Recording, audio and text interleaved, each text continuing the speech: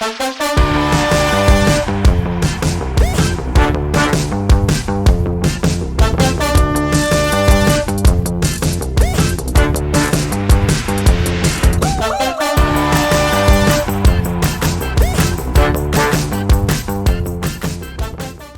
lot of people tell you when you take a baby home, watch out for them getting overtired, because if they get overtired, it's much harder to get them to sleep. But what are they talking about?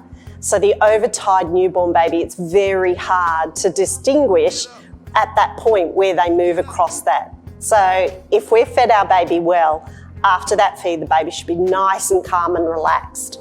Now, depending on their age, they might have a short period of being available to look around.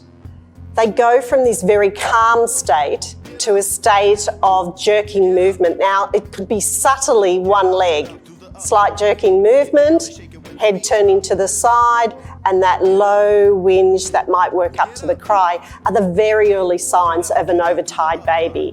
So watch out for them. They're very subtle, and at that point, putting them down, you'll notice it'll be much easier to get them to sleep. When it comes to signs and symptoms, gone are the days where we should actually just ignore them, not talk about them and accept them. What I want you to know is that after having a baby, 60% of women will report some degree of pelvic floor issues, often not talked about. So the things that I want you to start to look out for in your pelvic floor will be any type of leaking, whether that's to do with coughing, sneezing, or an approach to the toilet. Any feeling of heaviness in the vagina, like something's kind of falling out. Any issue with the bowel control or wind control. Any issues where you've actually got pain in this area, or on returning to intercourse, it doesn't quite feel like it used to be.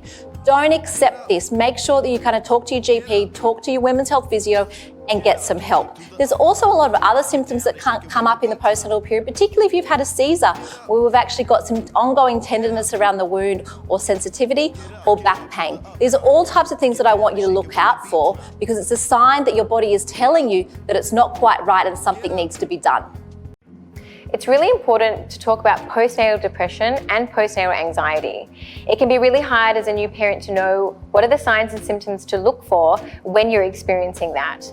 What's really important to know is that 1 in 5 women experience postnatal depression and anxiety, and 1 in 10 men. So it's really common. Are you overly checking your baby and noticing different signs and symptoms in them, researching and feeling quite consumed with different health issues in your child? That can be a really good indicator of anxiety, as well as having frequent panic attacks, potentially leaving the house or having guests coming over. And a panic attack can feel like a mini heart attack, so it's very physiological. With postnatal depression, a really common red flag is when you've noticed that you're not enjoying things you used to enjoy anymore, like having people come over or exercise, and also noticing if you're thinking about death and suicide a lot.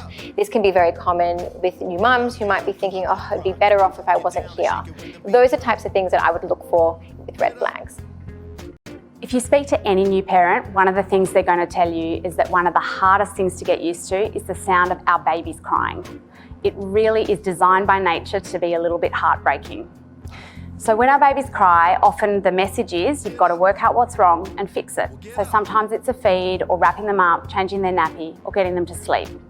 And while that's true, sometimes our babies are going to cry because it's communication, and sometimes there's nothing we can do to fix it.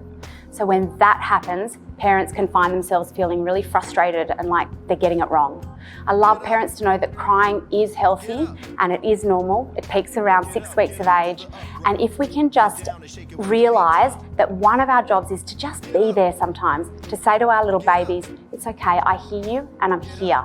We don't have to solve it, we don't have to fix it, we just have to be there. That can actually make us feel a lot better, which in turn can help our babies. Little babies can't tell us when they're sick, but they do show certain signs and symptoms that can alert us to know that there is something wrong. If your baby is feeding less than normal and they're having less wet nappies than usual, you should seek medical help. And of course, if they're having any difficulty breathing, if they are floppy or drowsy or difficult to rouse, if their colour is different to what it normally is, perhaps if they're mottled or blue or grey, then you need to call an ambulance urgently. And of course, if your baby is under the age of 3 months and they have a temperature measured above 38 degrees Celsius, your child needs urgent medical help. But the most important thing is always trust your gut.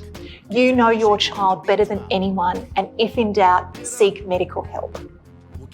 Things to look out for when you're taking care of everyone but yourself. Number 1, dehydration. So feeling thirsty, having a dry mouth, seeing that you're going to the toilet less often, and having headaches are signs of dehydration. Remember to keep your water intake up and aim for 2 liters of water per day. The next thing is iron deficiency. So if you are a little bit low in iron, you may start to feel irritable with everyone around you. You may have headaches, you may feel fatigued or tired, or just not have the energy you used to having. And we need energy when it comes to looking after baby and toddlers.